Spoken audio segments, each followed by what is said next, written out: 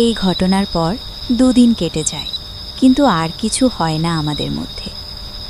বৌদি আমাকে একটু এড়িয়ে চলতে থাকে। খুব দরকার না পড়লে মুখের দিকে তাকায় না, হ্যাঁ হুদি কথা বলে। আমি বুঝি সেদিনের ঘটনায় বৌদি নিশ্চয়ই খুব লজ্জা পেয়ে গেছে। হয়তো নিজের স্বামীকে ধোঁকা দেওয়ার জন্য মনে অনুষ্ঠানও হচ্ছে, কিন্তু আমার যে মনে শান্তি নেই। শুধুমাত্র একদিন আমার ওই নাদোসুদোষ বৌদিটার শরীরের স্বাদ পেলে আমার যে চলবে না। মাত্র 22 বছর বয়স আমার, সারা শরীরের সর্বক্ষণ টেস্টোস্টেরন দৌড়াচ্ছে। বৌদি বাজি, এই 20-22 বছর বয়সেই ওই হরমোনের মাত্রা সর্বাধিক থাকে। বৌদির আচার আচরণ যতই ভারী কি বা গিন্নি বান্নির মতো হোক, বৌদিকে সেদিন অবস্থায় দেখে বুঝেছি বৌদির শরীরে এখনও বেশ ভালোই যৌবন আছে, আর আমাকে যেভাবেই হোক প্রতিদিন বৌদির যৌবনের স্বাদ পেতেই হবে। যাই হোক, মনে সাহস এনে সেদিন দুপুর 3টে নাগাদ বৌদির ঘরে যাই। বৌদি এই সময় দুপুরের খাওয়া দাওয়া সেরে রান্নাঘর ধুয়ে বাসন মেজে একটু শোয়। পিঙ্কিও এই সময় দুপুরের ঘুম দেয়। বৌদির ঘরের দরজায় দাঁড়িয়ে দেখি বৌদি ঘুমায়নি, বিছানায় শুয়ে শুয়ে টিভি দেখছে। আমি বুঝতে পারিনি না আর এখনও ঠিক হবে কিনা। দরজায় দাঁড়িয়ে বৌদির দিকে একদৃষ্টে তাকিয়ে থাকি। একটু পরেই বৌদির চোখ পড়ে আমার দিকে। বৌদি বুঝতে পারে কেন আমি এসেছি, কিন্তু বলার মতো কিছু বৌদির মুখে আসে না। বেশ কিছুক্ষণ একে অপরের দিকে তাকিয়ে থাকার পর বৌদি নিচু গলায় বলে, কিরে কিছু বলবি? ভেতরে আয়। আমি ভেতরে যাই, বিছানায় বৌদির পাশে গিয়ে বসি, কিন্তু চুপ করে থাকি। বৌদি সবই বোঝে, কিন্তু মুখে বলে, কিছু দরকার তোর? আমি কোনো রকমে মনের সাহস এনে বলি, তোমাকে একটু আদর করতে এসেছি। বৌদি আমার কথা শুনে একটু যেন কেঁপে ওঠে। অনেক কষ্টে নিজেকে সংযত করে বলে, না আজ আর ওসব নয়, পরশু যা হয়ে গেছে হয়ে গেছে, ওসব ভুলে যা, তোর দাদা জানতে পারলে কেলেঙ্কারি হয়ে যাবে। আমি বলি, বৌদি আমি পরশু থেকে ঘুমোতে পারছি না, আমাকে একটু আদর করতে দাও প্লিজ, বেশি নয়, অন্তত 5টা মিনিট দাও, আমি আর কিছু করব না, শুধু তোমাকে একটু আদর করেই চলে যাব। বৌদি চুপ করে থাকে, তারপর বলে, কেন আমাকে এভাবে জ্বালাচ্ছিস তুই বলতো? আবার ওই সব আদর মাদর করতে গিয়ে ওটা হয়ে যাবে।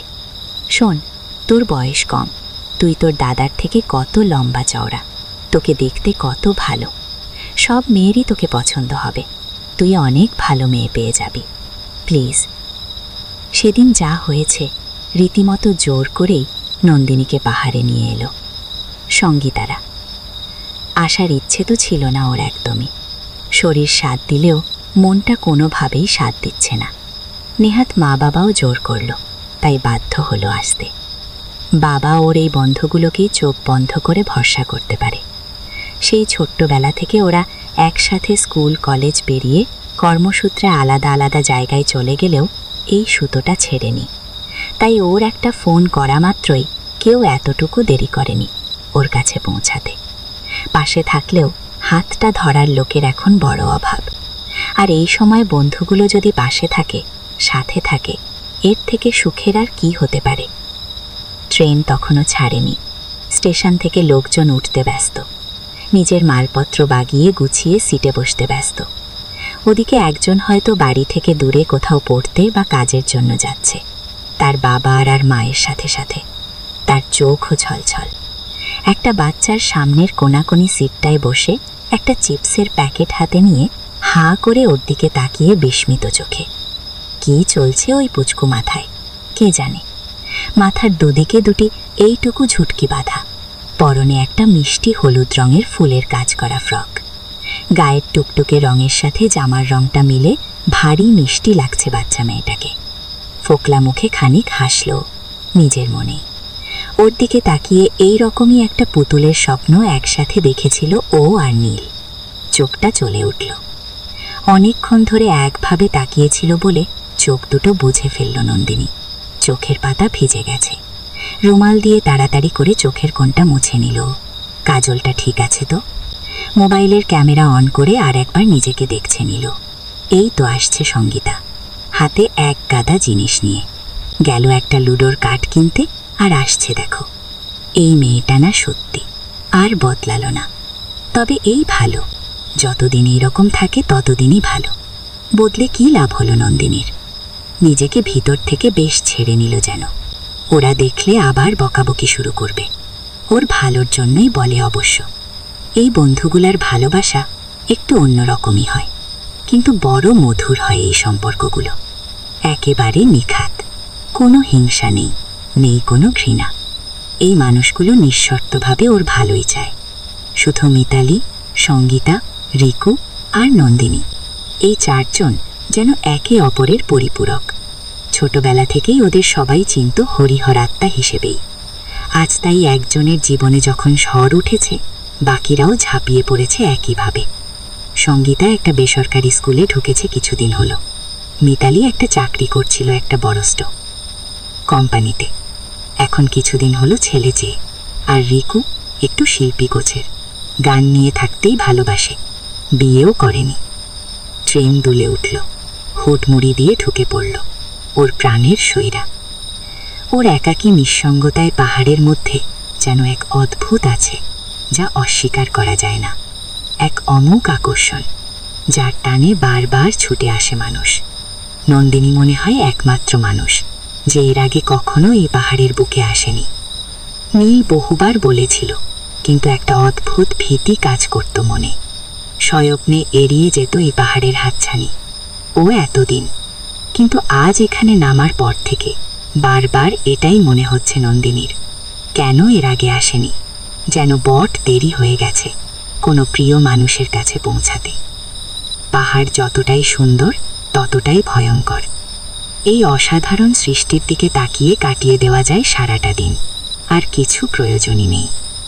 নীলও ঠিক এটাই বলতো, একবার চল, খারাপ লাগলে আমায় জুতো পেটা করিস। ভাবতে ভাবতে নিজের মনেই হেসে উঠল নন্দিনী। ওরা যে হোটেলটায় উঠছে, ওখান থেকে ঘরে বসেই কাঞ্চনজঙ্ঘা দেখা যায়।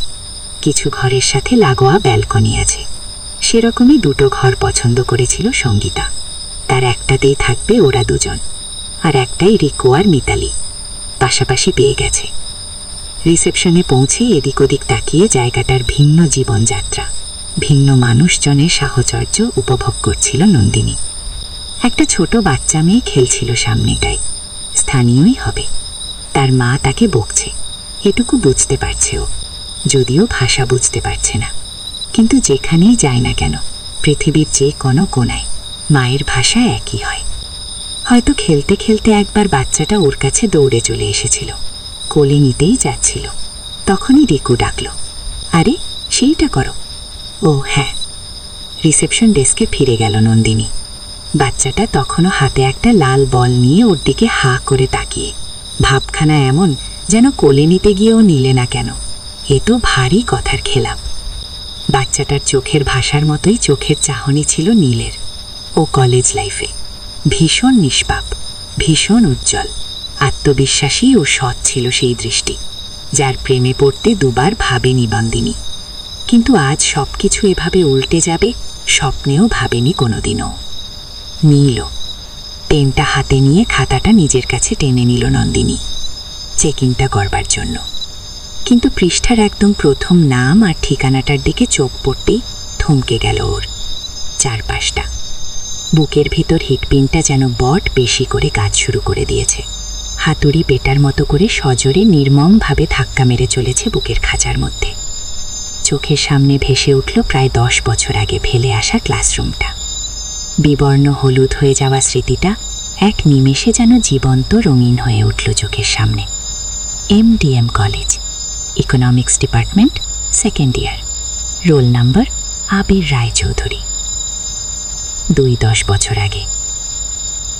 দেখ, তোদের দেখতে হয়, দেখ আমার অলরেডি দেখা হয়ে গেছে। উফ, কি দারুণ দেখতে রে, কি ফর্সা, গালে হালকা দাড়িও আছে, কালো পাঞ্জাবিতে হেব্বি হ্যান্ডসাম লাগছে। কিন্তু আমায় বললে তো আমি এখনই হ্যাঁ বলে দিতাম। ওই চোখের দিকে তাকিয়ে না বলে কি থাকা যায়? আবার বাজে বকছিস, অনেকবার বারণ করেছি। আরে আমার সত্যি জানতে ইচ্ছে করে, তুই কিভাবে ছেলেটাকে পাত্তা না দিয়ে থাকিস না বলে। দিশটান একটুও কষ্ট হবে না রে তোর, বলেই খিলখিলিয়ে হেসে ওঠে নন্দিনীর বান্ধবীরা। কলেজ একই ডিপার্টমেন্টে পড়ে, ও আর আবির। আবির নানাভাবে বহুবার বোঝানোর চেষ্টা করেছে নিজের মনের কথা। নন্দিনী পাত্তা যায়নি। আসলে নীলকে ছাড়া আর কাউকে পাত্তা দেওয়ার প্রয়োজনও বোধ করে না ও। নীলের জায়গা আর কেউ নিতে পারবে না, তা সে যে যতই বলুক। ওকে এখনো আবির সরাসরি কিছু বলেনি যদিও, তবে বললে রিতার ধাক্কায় ফিরে তাকালো নন্দিনী। কিরে চল, এবি আসছে, তাড়াতাড়ি চল ক্লাসে। নেক্সট ক্লাসের জন্য তাড়াতাড়ি দৌড় লাগালো ওরা দোতলার দিকে। আবিরের মতো ভদ্র ছেলে সত্যি বলতে কি কমই আছে। দেখতে শুনতেও ভালো, সুপুরুষ যাকে বলে। কলেজের বাকি মেয়েরা তো তার উজ্জ্বল চোখের দৃষ্টিতে, তার বুদ্ধিদীপ্ত কথায়, তার মুক্ত হাসিতে কুপকাত। এক মাথা ঘন চুল সামলাতে হিমশিম হাত। দুটো স্পর্শ করার সুযোগ কোনো